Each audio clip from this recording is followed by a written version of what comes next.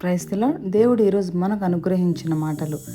నీ భక్తి జీవితంలో నువ్వు స్థిరంగానే సాగుతున్నావా, లేకపోతే తొట్టిల్ల మనస్సును ఒకవేళ నీవు కలిగి ఉన్నావా? వాక్యానుసారంగా నీవు జీవిస్తేనే నీ భక్తి జీవితంలో స్థిరంగా కొనసాగుతావని గమనిస్తున్నావా? మీరిట్టి క్రియలు చేయువారైతే ఎప్పుడును తొట్టిల్లరు అని పేతురు చెప్తున్న రీతిగా నీ విశ్వాసమందు సద్గుణమును, సద్గుణమందు జ్ఞానమును, జ్ఞానమునందు ఆశా నిగ్రహమును, ఆశా నిగ్రహమునందు సహనమును, సహనమునందు భక్తిని, భక్తి యందు సహోదర ప్రేమను, సహోదర ప్రేమ యందు దయను అమర్చుకోవాలని పేతురు ఎంతో వివరంగా తెలియజేశారు. నీవు ప్రభు మార్గంలో స్థిరంగా సాగాలన్నా, నీ ఆత్మీయ జీవితంలో తొట్టిల్లకుండా ఉండాలన్నా పేతురు ఏమైతే చెప్పారో అవన్నీ మనం కూడా కలిగి ఉండాలి. అప్పుడే మనం దేవుని పిలుపుని స్థిరం చేసుకోగలుగుతాము.